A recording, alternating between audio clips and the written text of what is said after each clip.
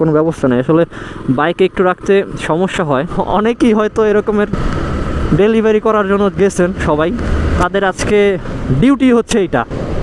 বিশেষ করে দুপুরে খাবার পরে বিকেলের টাইমটায় সব আত্মীয় স্বজনের বাসায় গিয়ে গিয়ে এরকম মাংস সাপ্লাই দেওয়া। আমাদের ছেলেদের আজকে একটু কষ্ট পোহাতে হয়।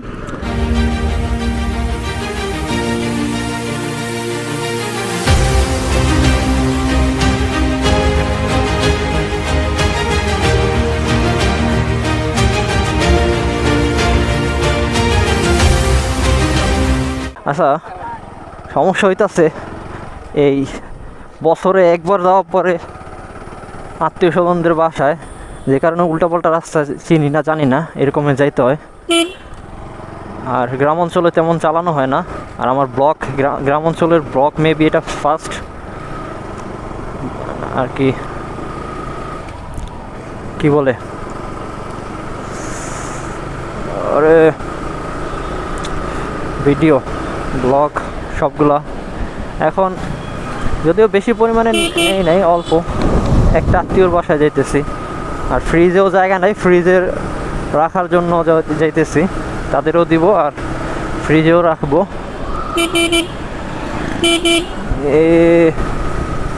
যদিও ফ্রিজে রাখা ঠিক না, এগুলো সব খেয়ে ফেলা উচিত 2-3 দিনের মধ্যে, কিন্তু আমরা তো বাঙালি, 1-2 মাস না রেখে খাওয়া হবে না, এইটাই তো হয় আর কি।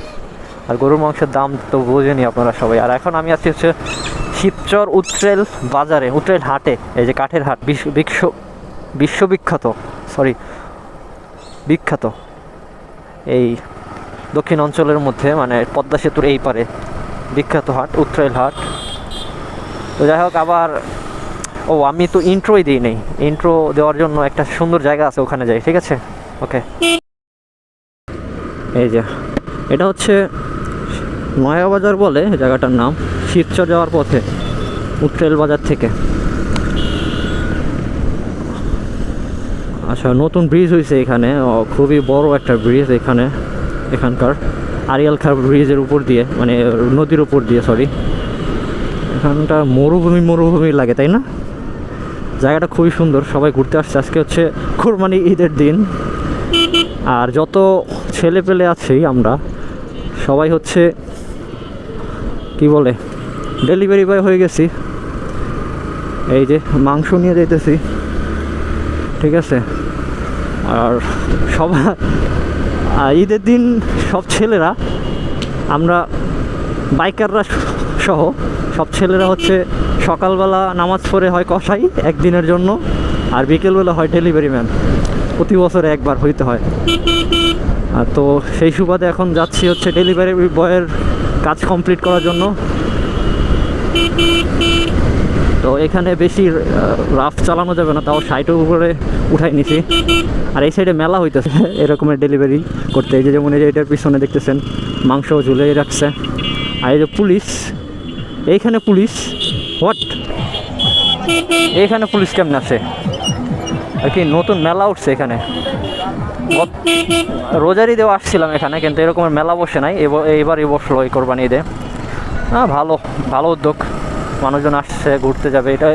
এই ইয়াটার নাম হচ্ছে, ব্রিজটার নাম হচ্ছে লিটন চৌধুরী সড়ক।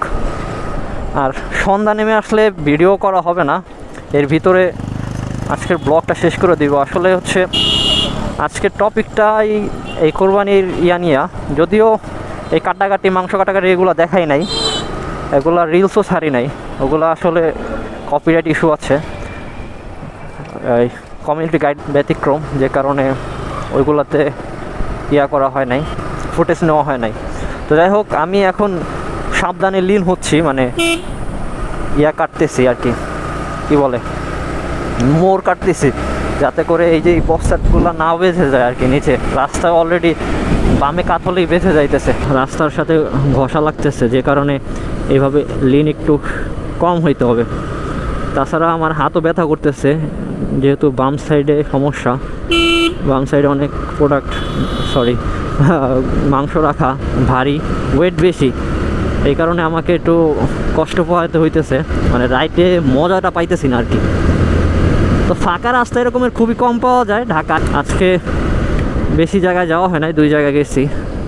বেশি দূরে তো। আর বাইকাররা আজকে অবশ্য জানায়েন, অনেকেই হয়তো এরকমের ডেলিভারি করার জন্য গেছেন সবাই, তাদের আজকে ডিউটি হচ্ছে এইটা।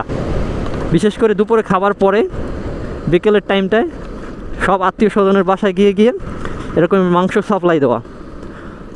তো আমাদের ছেলেদের আজকে একটু কষ্ট পোহাতে হয়। আর বিশেষ করে ওই যে দেখেন অবস্থা, মনে হয় পড়ে যাইতেছে, রাখার কোনো ব্যবস্থা নেই। আসলে বাইকে একটু রাখতে সমস্যা হয়। এখানে মনে হয় একটা স্পিড ব্রেকার আছে, ও নাই। আসলে রাস্তাঘাট অপরিচিত রাস্তাঘাট, তো একটু সেফলি রাইড করা উচিত। আপনারাও সেফলি রাইড করবেন অপরিচিত রাস্তায়।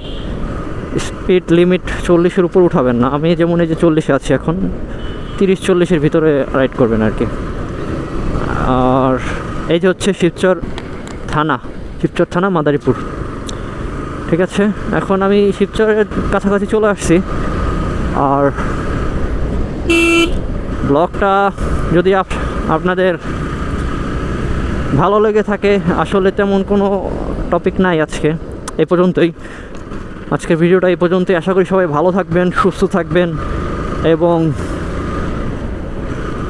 ভ্লগ উইথ জেএসের সাথেই থাকবেন। ওকে, জেএসের সাথে থাকবেন। আল্লাহ হাফেজ।